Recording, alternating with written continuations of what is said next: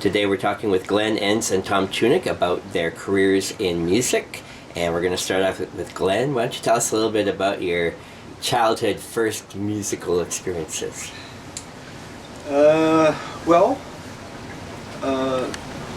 There's some things I don't remember that I did. I know I did. My parents told me I did. There's some things that I do remember.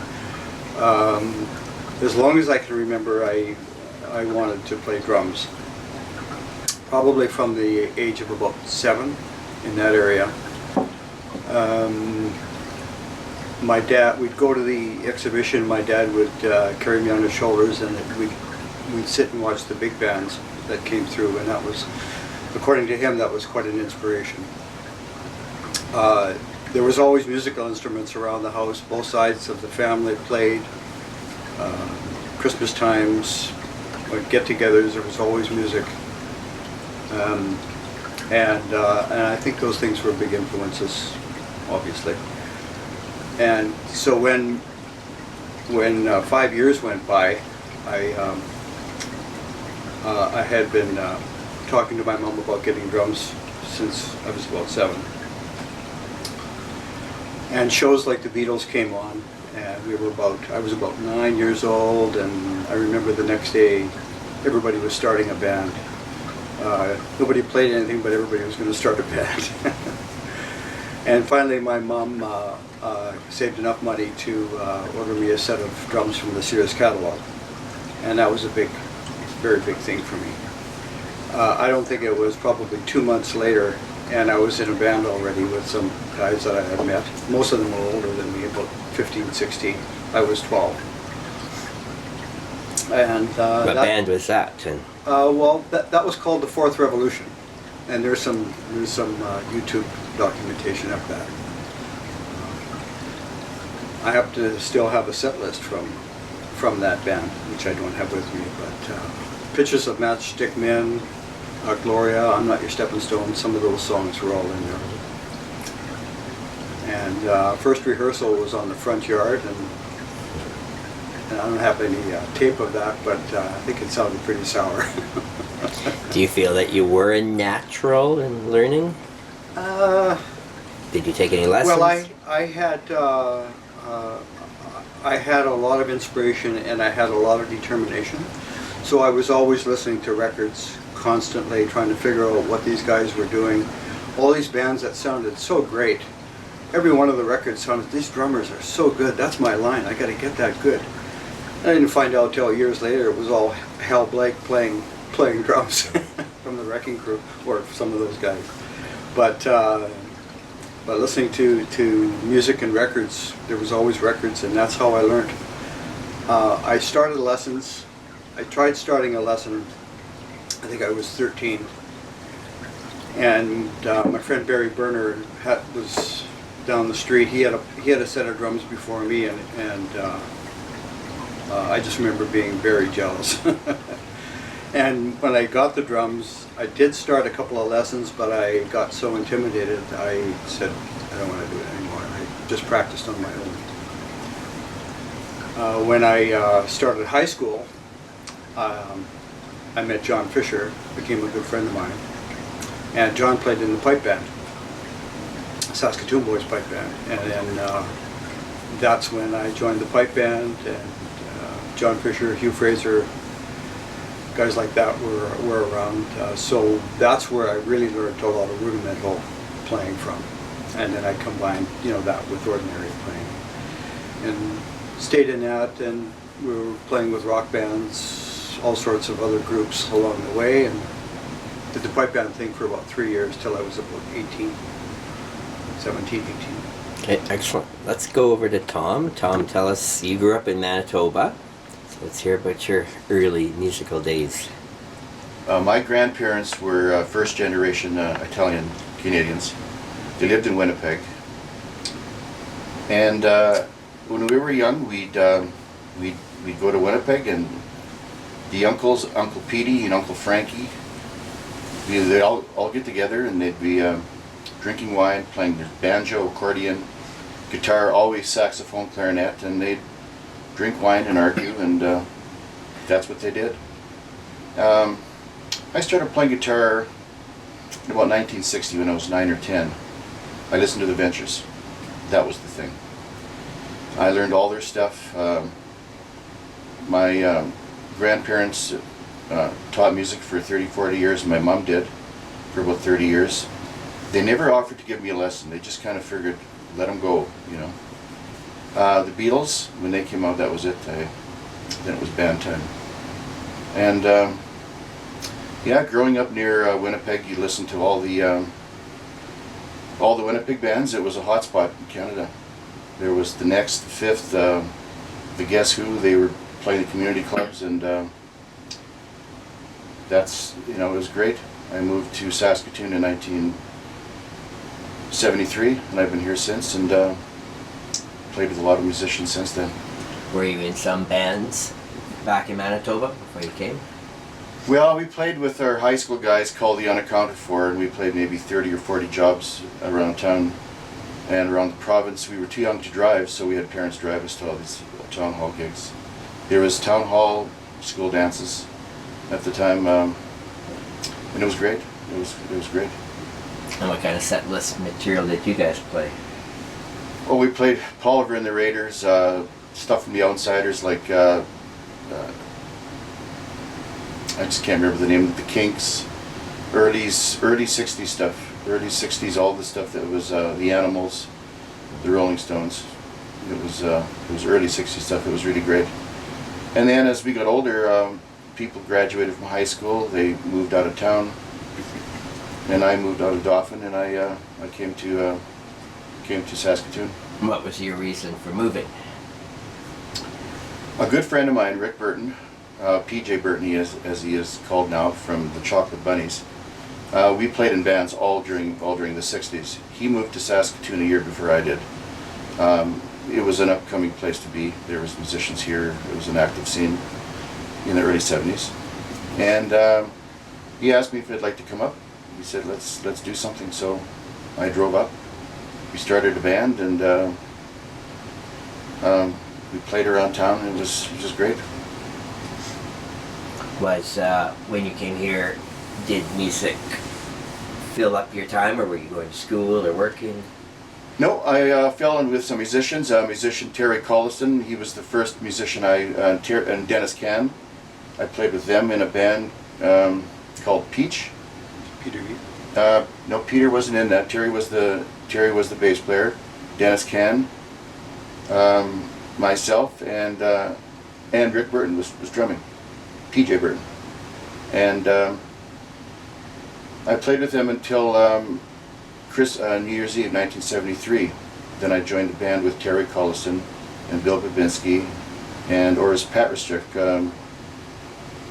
Deacon Brody. And I did that for a year, and then I was off for a few months, and then there was rock and roll bands like Old Scratch and so on, and that took up the next 3 or 4 years. And Oris just passed away. Mm-hmm. Yeah, you know, I haven't seen him since he left town, so I haven't seen him for 40 years almost. Yeah. Or so. Where'd all that time go? Okay, let's go back to Glenn. So fill us in sort of the late 60s, early 70s. Late 60s.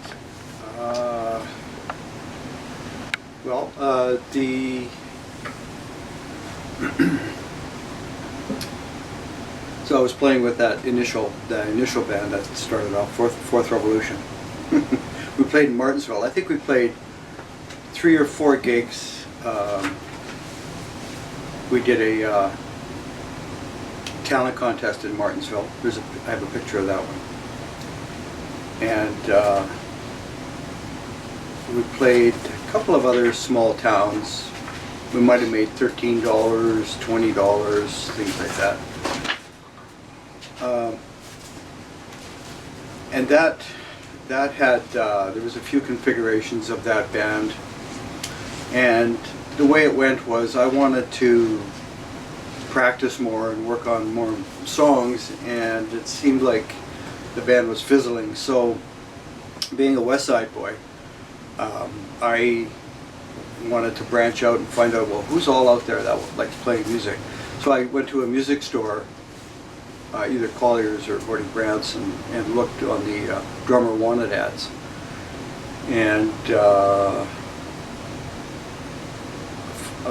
who was it? Tom Udell.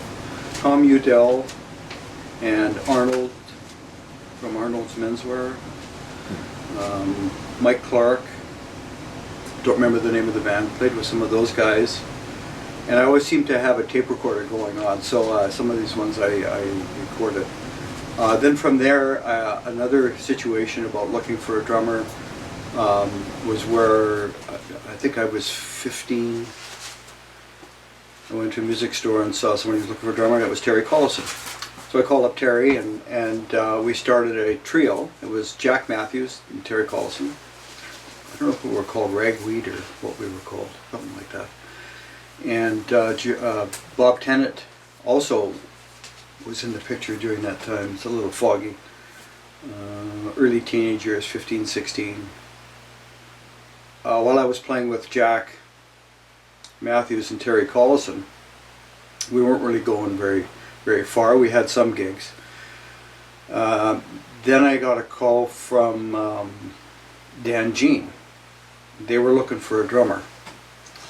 And it was a bunch of guys from Rosetown. And I went, okay, well, let's just check this out. So I left Terry and Jack, and it was Bill Hodge, Dan Jean, Bill Elliott. Who am I missing? Jack Matthews. No. Yes, there was another guitar player, and they wanted to start the group. We started the group, and right away the guitar player, who I don't remember from, I think it was from Rosetown also, he said, well, we don't have a guitar player, who can we get now? And I said, well, what about Jack Matthews? So that's when Jack came into the picture. And we did songs like Deep Purple, lots of Deep Purple. Queen, that's when the Queen's first album came out, we did some of that. And that went for a year. We played the Red Lion, lots of gigs. We played a lot. I was 17 going on 18. Did you have any issues being underage, playing the nightclubs? I didn't. I was already 18 when we played bars. I remember the Knives coming out in a gig in Regina. There was guns. Temple Gardens. Temple Garden. No, it was a different one. There was some rough gigs. But then a year later, Bill Elliott left the group. And they said, well, we're looking for a bass, we need a bass player. And I said, well, what about Terry Collison? So then the three of us got back together. So that lasted for about a year. And then things changed again, and we needed a guitar player a year later, and that's when Tom came into the picture. And that lasted for about another year. And then I met Bobby Stewart from Calgary. We had gone to Calgary and played a lot of gigs there while Old Scratch was going. I think that was the first time I hit the road. How did you guys originally meet? That was Old Scratch, the first year of Old Scratch.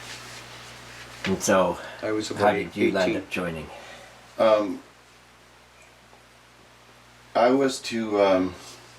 I finished the gig with Deacon Brody.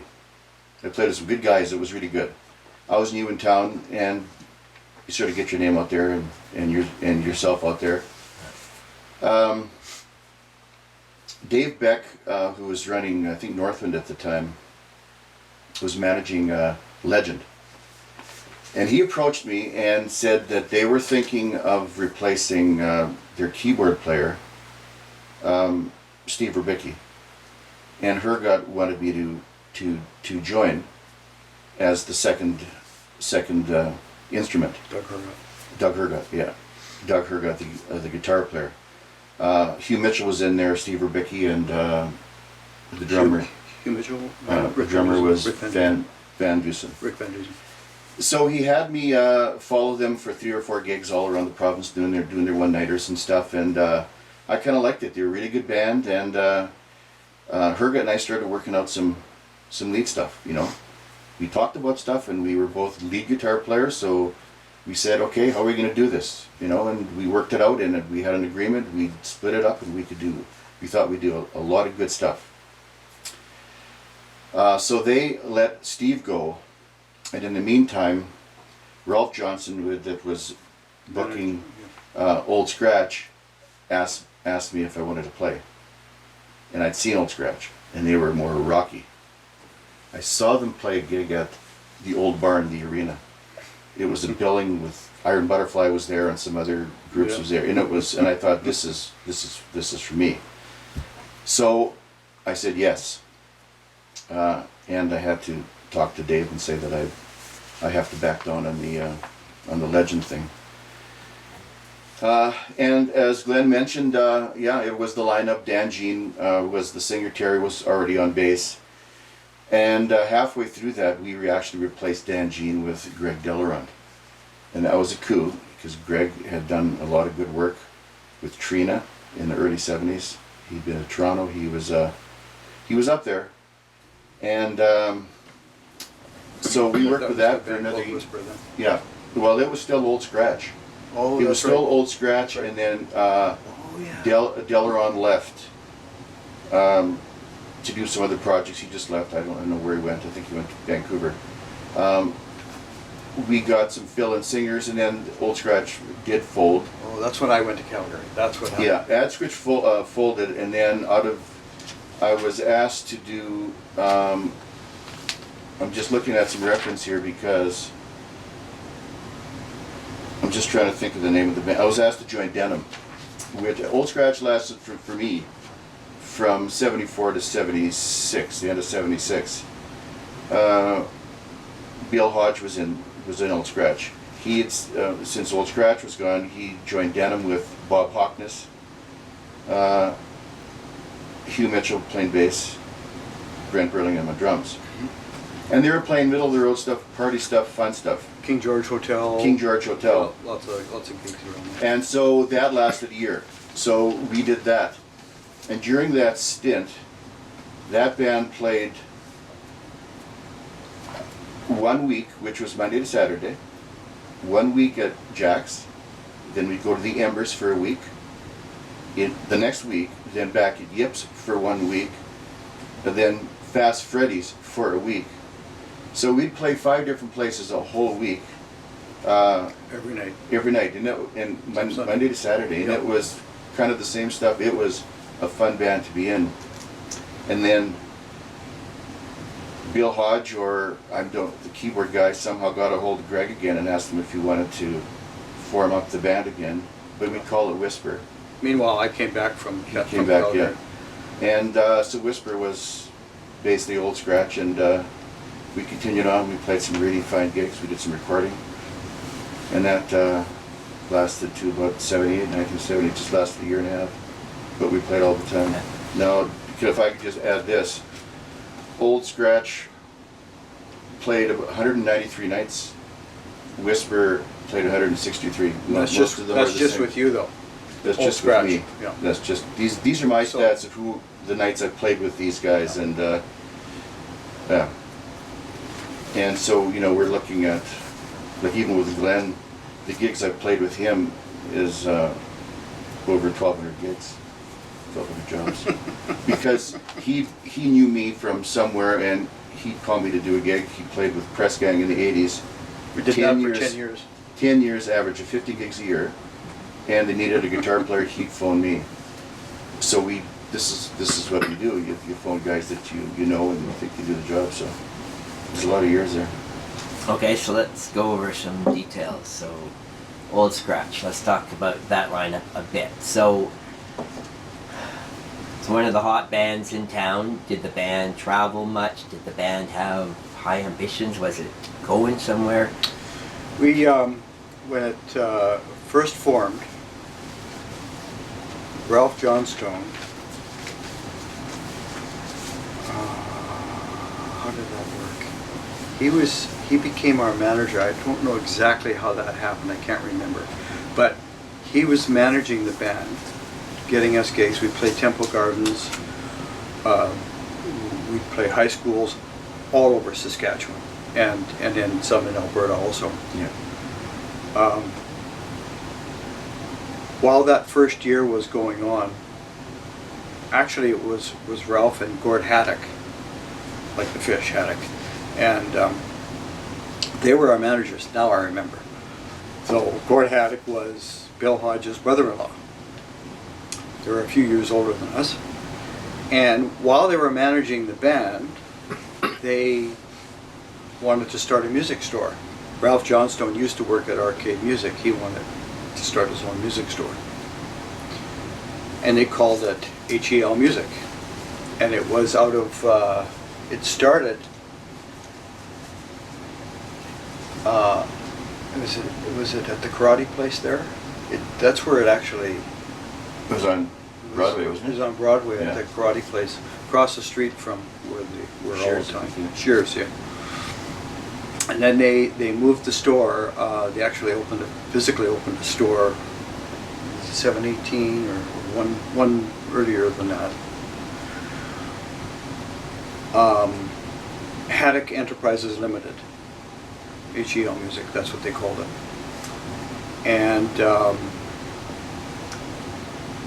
Gord didn't last too long in that. He had other things in on his plate that he wanted to do. So he didn't stay in the music store that long. But while they were starting a music store, Ralph was booking the band. So he would book us Temple Gardens, Regina gigs. We do a week there. Ralph got us to do a videotape. This is a very innovative thing at the time. Got a hold of the university education building, and we first recorded with Rod Rolak and Jerry Bowers. I think we did 5 songs. And then we went to the university to do this video, to promote ourselves, to get gigs. The idea was they'd put them on, we'd do 3 or 4 songs, they'd put it on a large format videotape cassette. It was big at that time, and all the schools had them. So they'd ship them out to all the different high schools in Saskatchewan, and if you want a band for your Easter show, here's a group I think you should get. And it worked great. It worked really well. I don't remember if we played live at the university or if we used that recording of Rod. I don't remember that. I don't know. Played along. Yeah. But kind of wish I had that tape again. But it was a black and white videotape. So that was a way to promote the band, and it worked really well. That was with Jack Matthews, Bill Hodge, Dan Jean, Terry Collison, and myself. How often did the band get together, rehearse, plan? Every day. We rehearsed every day, all the time. Most of the time. There was a band house even, and I think there was gigs almost every weekend. There was a garage behind what is now Cheese Warehouse. Bulk Cheese Warehouse. We used to, these are rockers, we're in their 20s. We're getting up to be at the garage at 9 in the morning. And as we were learning, when I got there, I don't know, I learned the songs they had, but we also introduced new songs. There were songs by Yes, Captain Beyond, Kansas. These are not straight 4/4 type bands, and we used to nail them. We practiced this way we did, you know.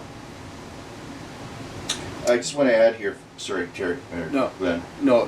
That I was going to say there's I do have some film of that place on my YouTube channel. I took a lot of film footage in those days, and you might have seen some of it. I don't know, but the place is on there. It's a small yellow shack right behind the Bulk Cheese Warehouse. And the walls were old rugs taken out of yips. It was reddish and smelled like beer and cigarette burns on it. We insulated it because it was an old garage and it was cold, and we'd be there in the winter and it was something else. You were just mentioning, did we play a lot? After we worked with Ralph Johnson and HEL, Northwind did most of our bookings. Yeah, Ralph got out of it. Rolf got out of it, and Dave Beck was running the show. And he'd have us play North Battleford Friday, then go to Melville Saturday. Now, these are my stats only, and this is most of them are with Glenn and the guys from Saskatchewan. I didn't do much outside of, you know, my Manitoba, Alberta days. It was mostly here. I used to keep track of every different place I played, not different hall, but different town. You know, only the town. Or if it was like Eagle Creek, it's not really a town, but it was a separate place. I've got 155 different Saskatchewan towns. I'm looking at them now. I couldn't remember it if I wasn't looking at it. And my other days were, of course, there's 9 Alberta towns and 15 Manitoba towns when I was younger. That's how much playing we were doing. And it was all in a big yellow 60-passenger school bus. And it was, it was the guys in the bus. Big metal grating separating the equipment from the bunks and everything else, and hop in the bus and go to Calgary, play 3 nights. Then Dave would have us be in Regina, then he'd have us be in Nipawin, and it was 155 different Saskatchewan towns, and that's mostly with us. You know, I played all kinds of bands, and maybe they added a couple different towns over the years. But that was when there was school dances, there was town hall dances. There were little halls in the country back then. They used to have bands, and we'd be playing the music. They'd be sitting in the trucks having a beer. School dances during the 70s, and that all dried up in the late 70s. Maybe the drinking and driving thing, the town hall dances, some of the town halls aren't there anymore. Yeah. It was the time. Yeah, when disco started, when the records and tapes started, you know, taking over the bars and the nightclubs and the drum machines, and that's when things really started to go downhill. We used to pack Jackson Yips 6 days a week. And then it was just different life then. So after you were playing with who were you playing with? After Whisper, you were playing with Denham. I came back, and then I joined Legend, and that was with Dan Jean, Doug Hergott, and Elba Carius. And I did that for not sure how long, a yearish or so. But we were playing every weekend, twice a weekend, one-nighters. They had us. Because Dave had you on contract. They had us. No matter how much you played, he paid you the same amount. And that's where I went down. That's when I quit, because I figured, well, what am I making? $20 a gig here? This isn't quite right. I'm getting out.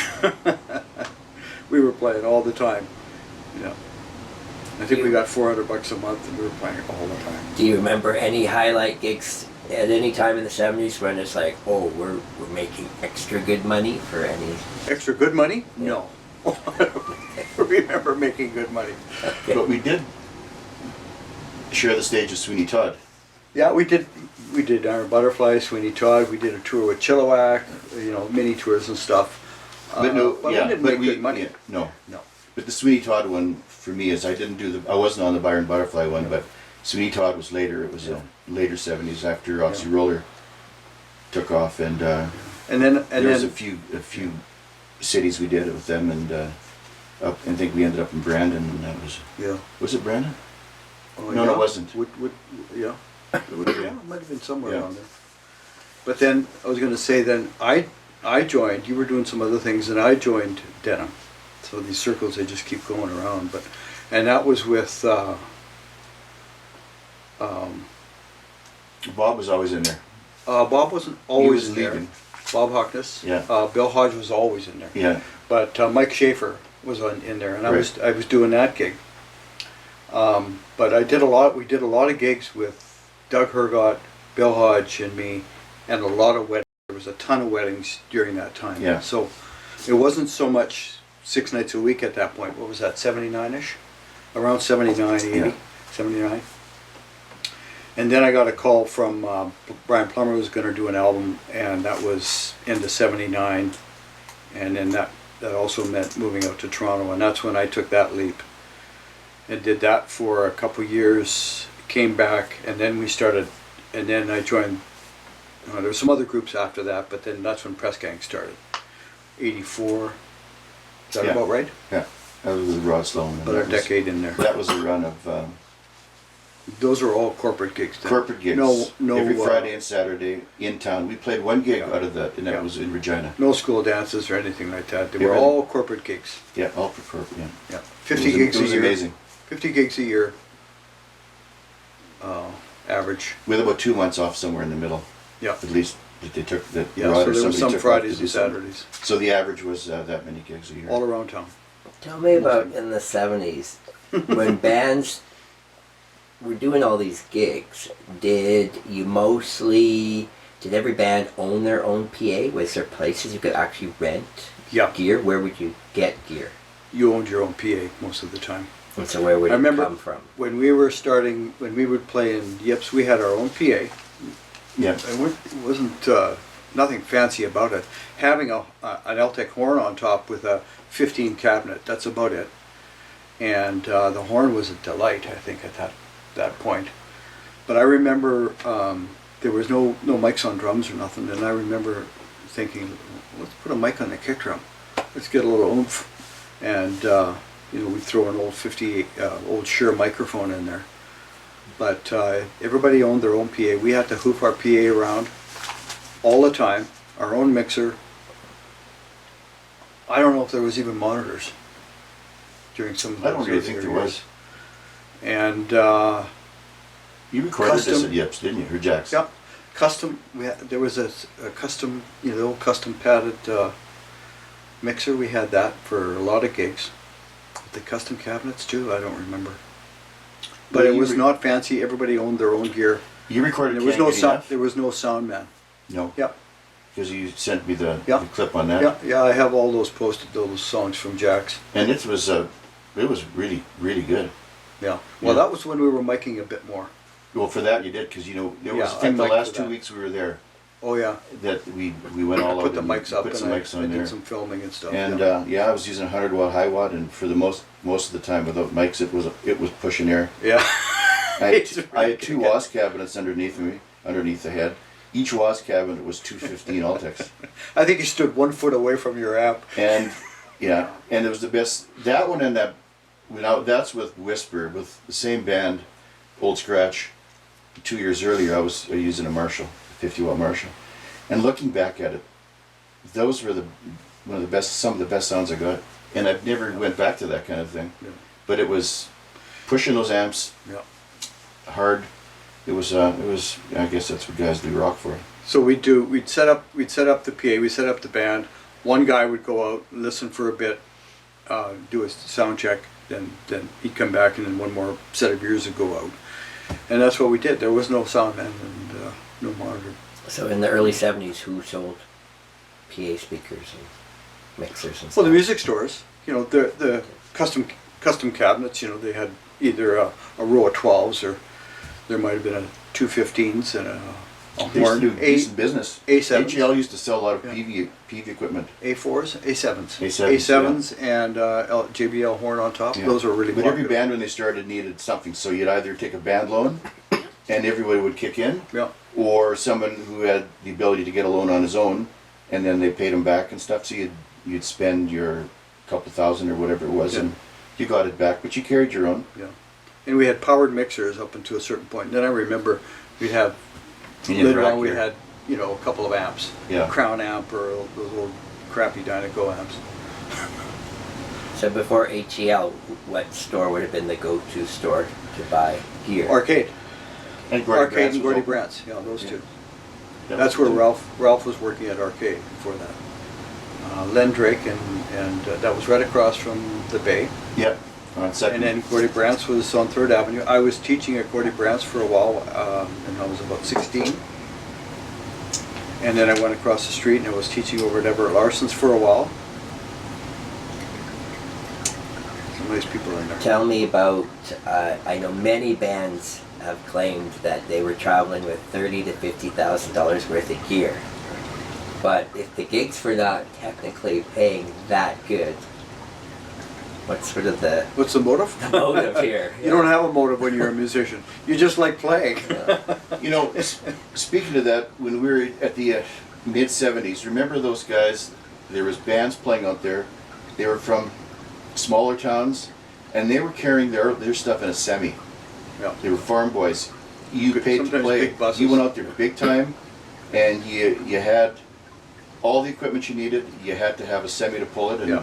these Sometimes richer Dad farmers paid for it, had that stuff, and they'd sit and they'd play. The thing is, I don't know where they got the power from. Because even in the late 70s, we'd go to a small town hall, and they've got 2 prong outlets, 2 on stage, and that was it for the whole thing. Yeah. Where Lots of times for all this power, you'd have to get an electrician in. Yeah. And then nowadays, any little hall you find has already been switched Yeah. over. Yeah, a lot of times we do gigs and they'd have to bring in an electrician to hook up 220 because we couldn't, you know, we just drew too much. So they bring a little box in. With Old Scratch being sort of a harder rock band, playing small town dances and stuff, did you ever have issues where people like, oh, this is Too it's much. too much, Oh, yeah. right? The locals. Yeah, are- but nobody shot us. Nobody really, you know. I don't remember any fights. Not Too much fights. in what way? Like the music? Either music too heavy or We never too got that. loud. No, I don't think No, so. we used to play Captain Beyond, and they get up there and just, it's wild. Captain Beyond and Deep Purple and Yeah, it didn't matter Yeah, then. we were very different. We did what we wanted and what we liked, and we Yeah. played it well. And it just, I think a lot of people were looking out there, and if half the guys out there were guys, and they liked guitar, they liked it. You know, it's not like, hey, this is way too hard, I need 3-chord stuff. It's, Yeah. yeah, it was. Yeah, and I remember that before you were in the group, we played the Red Lion was one of the on the circuit, Yeah. and that was a highlight. The Red Lion was pretty big in those days. You had groups coming from across Canada, including That's Steve like- Perry. Yeah. Tell me about let's focus on the early 70s specifically. How important was it for your bands and other bands, stage presence, stage costumes, lighting, the whole visual part? With Old Scratch, we dressed up. We had people. a bit more in the Bill hippie style. Hodges' A bit more in the hippie sister style during made that it. time. Yeah. Made costumes for That's us. right. We had the Colorful- right kind of colorful costumes, clothes, yeah. and it was. Yeah, a little bit of bell bottoms here Yeah. and there, and you know, so that was important. Nobody had a lot of lights though in those days. If you had 2 cans or 3 cans per side, you were doing really well. Usually you traveled with some form of lighting, but not a lot. Yeah. There was banks of I think maybe 4. What do they call them? Par. You know, guys don't know that stuff, but. Okay. Maybe anywhere from 2 to 4 cans per side shooting down. So yeah, that was important. It was important to look good and to always play. You know, every gig was taken very seriously, and there wasn't any rules, but you just wanted to do your best. But not all of them. I mean, before that, before Old Scratch, it was you just wore whatever. I think a lot of the bands did. They played Gibbs and Jacks. Yeah, no, we But wore, I think we wore whatever. but We tried to do a little bit. You know, we didn't wear suits. It wasn't anything like No. that, uniforms or anything. but our image was kind of important. Ralph and Gord used to try to manage us. Just I think you should maybe try this or try that, or not just be. Yeah. As if you're doing a rock show on a big stage. And yeah, we didn't do weddings or anything like that. That band, No. it was shows. Yeah. It was shows, and even if it was out in the country at a thing, it was a big event. They sold tickets, and it was a big deal to get a good band from Saskatoon. And we always had good crowds. We were liked all over the place. We played at the university a lot. A lot of Locust Hall. yeah. And those gigs were always really good gigs. Get a lot of students. Temple Gardens. we Temple played Gardens. Lots of Oh, times. geez. And you guys had to be members of the union at that time. No. Nope. No, you didn't have to be, or did you? I was union when I I was. first moved because I was told that if you weren't you get blackballed. The clubs. Yeah, club that's owners. right, yeah. So I joined, Yeah.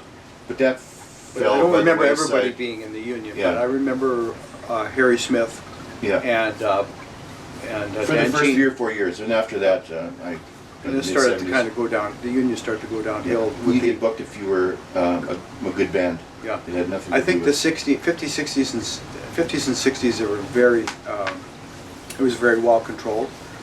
You couldn't play on stage if you weren't. I remember doing a fill-in. I might have been about 15, and might have been with Sam Lomheim, and at the fairgrounds. And I wasn't in the union at 15-ish, and I couldn't be on stage with another guy that was on there in the union. And they were very strict about that. So yeah, we did join the union once we got going with scratch. Okay, early 70s. What's your favorite Saskatoon club to play? And why? Well, Jackson Yips, I think we're pretty Yeah. rocking. Well, the Odeon was good. The Odeon was good. Across the street, or the A4, sorry. It was called the A4. The A4. We didn't do the That A4 was a very good one. much. They used to Yeah. get a lot of out-of-towners today. They had but more out of town. Jax, they used to treat us really good. Yeah. Yips, Don Yip, Don Yip. he owned both. But when we played Yips, he would, on the Saturday of the last day, give us some Chinese food in the last Yeah. break and a bottle of wine. Yeah. And he was always so happy to have, Yeah. treated us well. Yeah.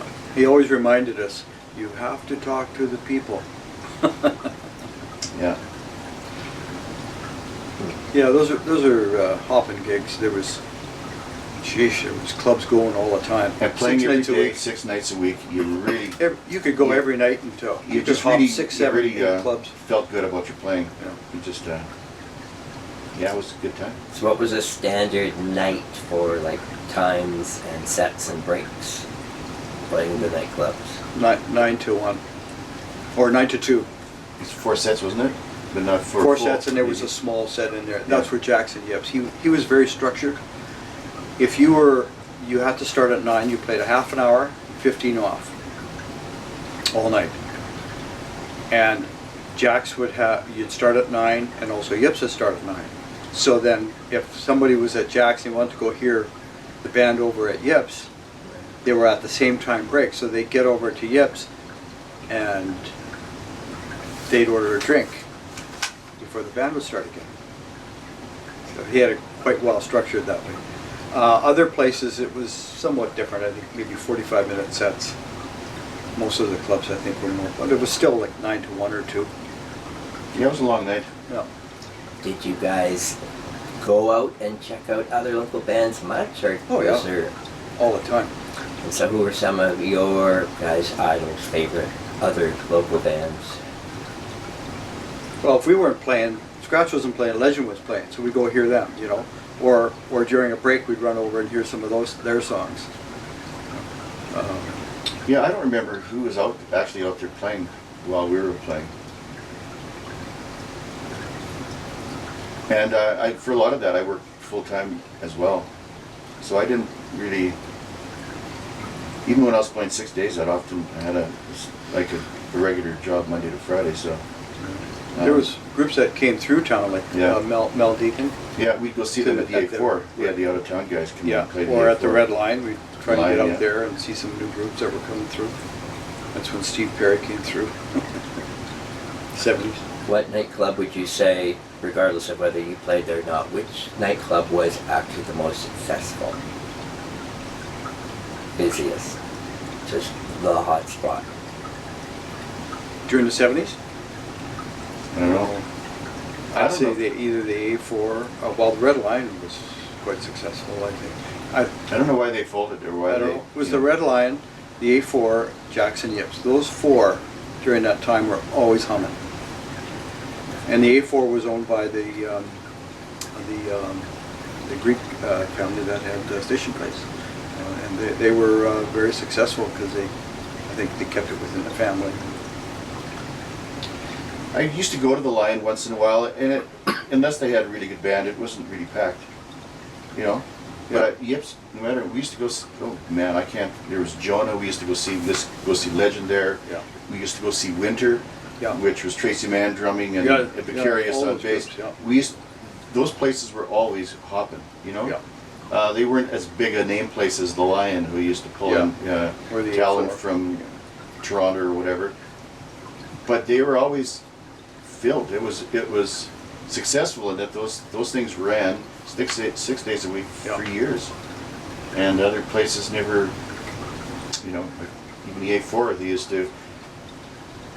Last time I was there, was either listening to the Tickets or Mujaja from Winnipeg with Lescue. They'd have more eccentric type of bands. They higher paid, out of town guys. Yeah, the place was never packed. Did Jackson Yips pay the same rate? Yeah, I think so. Were they the same size venue? Pretty well the same size. Yeah. I don't remember the money in those days. I can't remember. I think it was might have that in $650 there. for a week. $650? Yeah, $650, $700 for a week, and that seemed fine. Do you remember anything about the clubs or dance halls or anything prefer, say, 5-piece bands over 3-piece bands? Just line up sizes for so-called how polished a band is, right? Getting more for your money. No, I don't think I there was quite that. understand. Just like if you had a bigger group, a 5-piece band, was that more likely to get hired than a 3-piece band? I don't think so. A lot of these guys. Sunband was again a real Yeah. popular band at the time. Jerry Bowers and Brian Will, and they were idols to me when I was younger. Trina, some of those groups, some of those groups were 3-piece. They were 3-piece groups. Right. That for was a the while. Red Lion stuff, right? Yeah, yeah, But in Jackson Yips, they Well- paid this much and that's it. yeah. They, even when we played Stan's place, he says, you could, I know you guys you're better than this band or that band, but I can only sell so much beer to cover the cost of paying $1,200 for your 3 nights. So whether it's a 4-piece or 5-piece. That's just your issue. I mean, you But- can only pay that much. We used to go see a lot of groups at the Upper Mub and Marquis, and they also brought in national talent. So those, with the Red Lion and the University, those are places where you could see bigger outfits. Didn't Crowbar play there? Oh, all the time. Yeah, there was Yeah. some Toronto boys that played that place. Yeah. Yeah, that was that room. We played a few times, and it was a heck of a wild thing. We saw Mitch Ryder in Detroit at the Marquis Hall. We were in high school. Yeah. So there's other venues at the time which I'm guessing that you kind of classified, the rock clubs and then sort of the middle of the road clubs, which I'm assuming you mostly stayed away from. Top of the Inn, the Bessborough, the Dell. Yeah, yeah. The Dell actually was a rock club. Okay. I was too young to get into the Dell. I was right at that border, and I remember going in a few times when Deacon Brody was playing there, and that was quite a thrill. Yeah, they were a cool place to go to. The King George was more loungy. My Uncle Ronnie used to play there during the whole decade of the 60s. And also the Executive, you say, Executive, yeah. on 20th Street. Yeah. Another sort of a little bit more loungy. Later on, they became a bit more rockier. And the JD's, Yeah. the Embers. Oh yeah, those places. The Embers, yeah, I remember playing A little bit more loungy. playing with Denim. And the Marigold. That we did. Oh, the Marigold, yes. I never did play the Marigold. Marigold brought in groups like Witness later on, Yeah. and so they were pretty rocky. Okay, so by the mid-70s, of course, commercial music is shifting to more the, soul, R&B, disco, it's all coming in, and now it's affecting your gigs, and the business is changing. And so in a sense, you could say sort of an era that as quick as it came, it's Yeah. going to end, and it's never coming back, right? So And we were doing you- more corporate in the 80s came along into the 90s, we were doing corporate stuff. Yeah. One-nighters. So then those three-nighters, six-nighters were, for us, they weren't there. Or very few of them. But we didn't do them. I didn't do them. But they're still the weekend stuff, yeah. Yeah.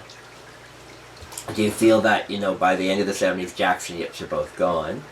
The 84 continues on for a long time, but sort of the so-called rock band nightclubs are kind of disappearing.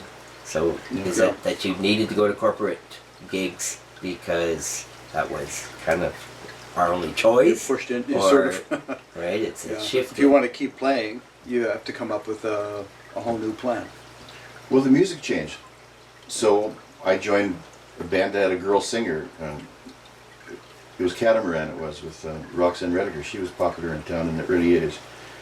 And the music changed. We were playing Blondie stuff and we're still playing one-nighters. We played at Regina University and we played a lot. But it was different music, so it wasn't as much as the late rock or middle 70s rock anymore. Not clubs, though. No, it wasn't clubs. The music had changed, so we were playing one-nighters with different songs, different sets and stuff. You just went along with. And then we started playing the corporate stuff. That changed, and we played. It was party band, is what you call it now. Yeah, party band stuff. Played. It was all corporate, and it was nurses union, this thing, or RBC's national convention, all this stuff, and they just all one-nighters. Setup was half an hour. Tear down was 15 minutes. Nothing mic, maybe something on the drums, maybe, and set up 3 mics for singing. Bang, play it. They loved it, and we got more compliments from that lineup. Press King? Yep. Yeah.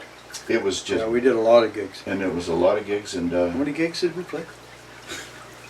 50 a year. Hope Rob Hodgins never doesn't see this, but. There's over 1,000 anyway. Yeah, it was a lot of them. The only reason I say that is sorry about this. Oh yeah. I just can't remember all this stuff. I've got, huh? No, I've got taxes. 335. That was me. 335. That was before you and guys. I did 2 years before you with that group, I think, Yeah, or a year, at least a year. So I would have done approximately 450. And there was one gig out of town. It was in Regina. Okay, so let's talk about Press King. How did it start? When? Where? Who's in it? What's the plan? What's the set list? 82. So I got married. I was about 84. 84. I might have got a call from Rod and Rod Salome and Bruce Wilkinson. They were looking for a drummer to play in this group called Press Gang, and I jumped in. And I think Al Vance was playing guitar. Might have been another one or two in there too during that time. And that was about a year or two. I'm going to say around 84, 83, 84. And that went, and then Tom joined about a year or two later. And that went until Rod had a heart attack. And then that's when I met. That's when we met Don Griffith. He was from Winnipeg. Came to Saskatoon, and he did some fill-in stuff with us. And that's when Press Gang dissolved. After Rod left. Yeah, Kind of after Rod left. Yeah. So when did I? Okay, one band we didn't mention yet was Turnpike Review. Let's talk about them a bit. So after Old Scratch, I had moved to Calgary to play with Bobby Stewart in a group called Stewart Ends in Irwin. And it was a trio, and really, really good players. Bobby Stewart was very talented. I had gone a few times, moved to Calgary and played with Bobby in a few different groups. But when I came back first time, I had joined a group called Turnpike Review. And I believe that was Ron Clemens' first band. We played the King George a lot. And I don't really remember a whole lot more gigs that we played with that band. But that was a nice group. And after that group, I formed a group called Whisper. Who else was in Turnpike? Mike McDonald, and names are slipping me right now. Ron Clemens. And this is a middle of the road group. Yep. Yeah. We all played pop music, you know. And at that time, very late '70s, the King George had groups like Denim, Turnpike Review. They were I don't know if the Society of Four, that might have been before that. I think that was before that, for sure. They would play that room. It was a hot spot, the King George. To play. Tell me about, you guys were rock guys, but in any of your 70s lineups, did you do any country, any disco? Me? Branching out, either of you? Well, I did a lot of fill-in. Being a drummer, I could fill in. I get calls from other groups, and they could have been country groups or really middle of the road, older guys, and I'd just go and play maybe do one rehearsal and go do a job. A lot of that went on. That's where I feel good about that because it really exposed me to a lot of different styles. I'm not sure what Tom was doing here. After Old Scratch, is which ended in '76. Denim was '77, and that was disco. That's with Bill Hodge, Bob Hoknes, Burlingham, and Mitchell, and we played a lot of disco stuff. And pop stuff that was out in about the late '70s. I just can't think of any of the songs. Creedence Clearwater or stuff like that? No, nothing like that. Yeah. Disco? I can think of the song, but I just can't have it. Bee Gees or? We did some Bee Gees, yeah. Pop rock stuff that was on the radio. Radio music. Yeah, radio music. Like this is just January, February. That's with that band. It just mentioned some of the clubs. There was a week at the Cavalier. This is with Denim. 3 days. Week at the Embers. Now, where was the Embers? That was on 8th. Yeah. Yeah. Then 3 days at the Cavalier. 6 days at Yips. 6 days at King George. Back at Yips for 4 days. Now this is all in a row. Now we're in February. 6 days at King George, 6 days at the Casbah, and I'm trying to think where that is. Casbah. The Casbah, and then Is that not on Idlewild? True to Fest. 24th and 1st. 24th and 1st? And still in February, True to Disco, Fast Freddy's, which was the basement of, and that they just packed that place. We played what's that? Burn Baby Burn, you know. Oh yeah. And it would just cooked and it roll, you know. So that's 7 weeks in a row in town, 4 or 5 days a week. Brothers Johnson. And that's with Denim. That's What year is that? from January '78 to February '78. And after that was only 22 gigs, but 58 nights. Then the boys said, let's get the Old Scratch guys together. Let's call it Whisper. And that was March 31st, '78 to March 2nd, '79. Do you find it interesting that so many musicians now, in the present, will say, oh yeah, I've been kind of playing with the same guys for 25 years. And back then, looking at all these groups, you go, oh yeah, we were really good. Yeah, we were together for 10 months. And you go, 10 months? That's it? Why did all these great bands It seems like a long time. On the road, always there. It seems like between Old Scratch and Whisper, these guys, we were together really close. Just, you know, it's not 10 years, it's not. And yet it's there. It's like your high school friends you had for 5 or 6 years, and yet you know them well, you know. Okay. So when did you get into recording? Throw a little Recording? bit of that in. Well, geez, I got into recording when my dad started bringing tape recorders home. I was pretty young. I started a studio in the basement of my parents' place in the 70s. And, but didn't become commercial until 85. I started audio art recording in my house, recording people like Rick Van Dusen, Dudes and 45s, Joe Dawson, some of those guys. The other studio around was Studio West. And so at the time, that kind of equipment was considered manufacturing. It was very large tape, 2-inch tape machines, big consoles. And the city came to my house and basically shut me down and said, we can't have this equipment going on in residential areas. You have to go to B2 zoning. So that's when I got together with Dwayne Harder at the end of '85, and we rented on top of HEL Music and started it up there. And so why at that time? Why was that the right time to do this? Well, I was just recently married, and I always wanted to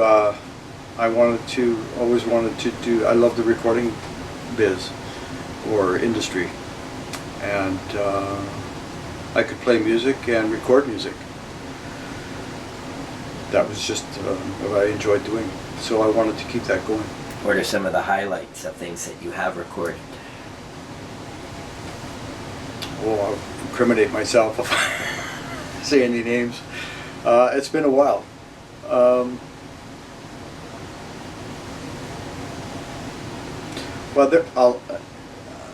Most of the we did a lot of CD projects. Any CD projects and records are always a highlight. I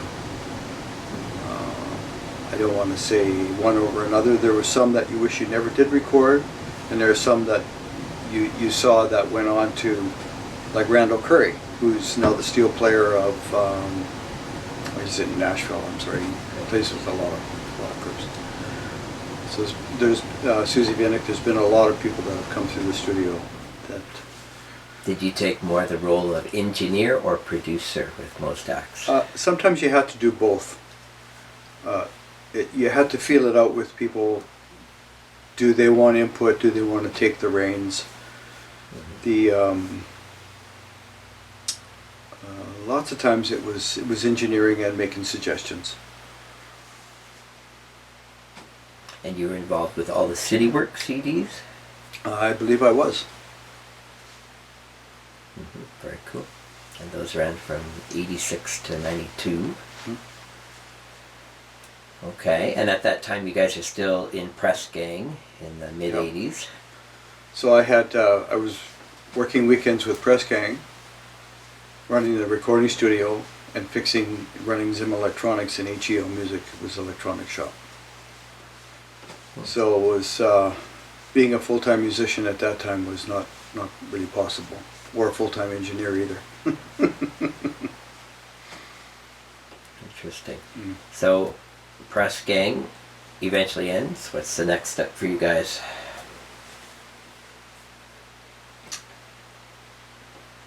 What did you do after that, Glenn? I'm just trying to think. I played with Don Griffith a lot. After that, that's when I met Don Griffith, was the end of Press Gang. And then Don started getting different configurations of groups, and I'd worked with Don for, I don't know, 25 years in there. So it was a lot of different groups. We worked in with there. Don in the last year of Press Gang when Rod had his heart attack. Yeah. We hired Don to be the keyboard singer. So we started working with Don in 1990. And that just kept. and we still see him once in a while. Yeah. At the basement. Yeah. Well, we worked a lot with Don. Yeah. Different groups, including the Crawdaddy-Os at the exhibition every year, walking around. Are these all jazz type lineups? No. Lots of sort of New Orleans style. He likes that kind of stuff. Rockabilly, rock. He played with Ronnie Hawkins, so that sort of style of music. Don would do a lot of. Blueberry Hill. Okay. I'm just checking here. After Press Gang, I've got a band called Charisma. It's just a bunch of local guys. Dave Pehatch was the keyboard guy, and he was also in... Dave Pehatch was in Turnpike Review. In Turnpike Review. There you go. I forgot Dave. John Mayer, who was the guitar player, had left. In fact, I followed John Mayer in about 3 of his gigs. he was also in Catamaran when he left. I joined that. That's with Roxanne Rediger. Anyway, that was in 1992, all of 1992, January to December. We just played small town halls and weddings and that type of thing. It was very party type stuff. And after that, in 1993 to 1995 was Billy Bob. Glenn Enns was there, Yeah, Bill Billy Hodge, I played guitar, Bill's wife Gloria did some vocals and helped with the lights. And that was interesting because Bill played everywhere. And sometimes he didn't get booked for a lot of money, but he made sure we were paid, Yep. and he made sure he got what he needed to Yep. finish the gig. And he enjoyed And he enjoyed going it, with his and wife he just played. Yep. And I said, "How can you do this all the time?" He said, "I drive a truck all day for." He owns Allen Transport, and he said, "I just the weekend I just have to be something else." And he plays. He's Yeah. a player. He plays. And I did that. I've done a lot of gigs with Bill. Yeah, we played a lot with Bill. A lot of Bill. Yeah. Anyway. And that, I've yeah, done a- so that's what I did. That was denim for quite a while, and then it was country. Yeah. Country Time was Garth Brooks, the son of a bitch, came out with his stuff, and Boot Scootin' Boogie with Brooks and Dunn, and things changed. And I was getting calls to do country, and I was saying I don't do country, but they say, but if you can play guitar okay, I think you'll be able to do it. So I did country with a band called Justice, which was very popular. I was in Justice. And they, for the first gig, the drummer left. He wanted to go trucking. So what do? Do you know anybody? I know a guy. And that's what you do. Justice And with he's not a country player. I'm not a country player. But you know a guy that's good? Yeah. We got some good gigs out of that. We We never. absolutely I did. think those were some of the better paying gigs we ever had because Country was good. Trevor was really good at getting Trevor these Sonstally. gigs. Absolutely. Yeah, he was really nice to work with, and we did rodeos, a lot of rodeos. Yeah. Sat up on a lot of shitty stages. I just have written here, Bill Hodge. I've played 595 nights with him, with different bands. With Glenn is over 1,050, and that's with a whole bunch of different bands too. So that's how your musical friends and connections go. And there's different circles of musicians that pull in their guys, you know, when they, Yeah. and that's just how that is. I started working also with Sheldon Corbett a lot in the 80s. We started doing a lot of jingles. I'd get calls to play on sessions, albums, and jingles, and we started working together. And out of that formed also another alliance of, working with another player. And that led into playing with the pit band with Telemiracle. So, and that's over 27 years with that. So it's it's all these different avenues that take us all over the place. So looking back at your whole career, what band were you in where you felt you learned the most?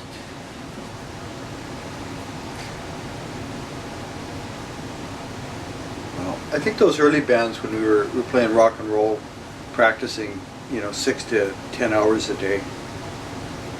In those early years when your mind is so fresh, Yeah. those are good learning years.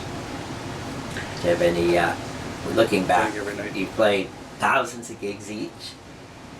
Do you have any couple highlight gigs that you'd just like to mention? Just gigs that you're just proud that you've done or been part of? We did some gigs with your Alberta guys in Toronto that I wasn't part of. And those are higher profile than some of the ones we did around here. You mean Plumber?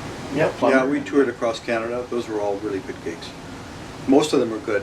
Brian was a little edgy sometimes, and during that time, it was some of the gigs weren't as good as others, but it was really a cool time for me. I recorded in Toronto. We recorded here. I did 3 albums with Brian Plummer.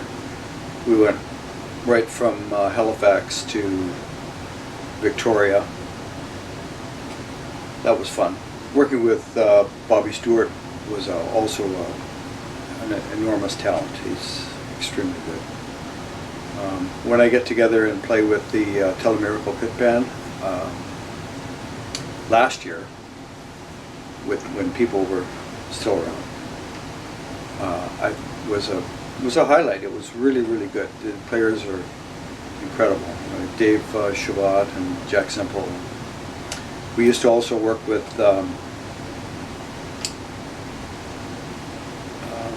Bill Sample from Vancouver, and a jazz player. He's worked with David Foster.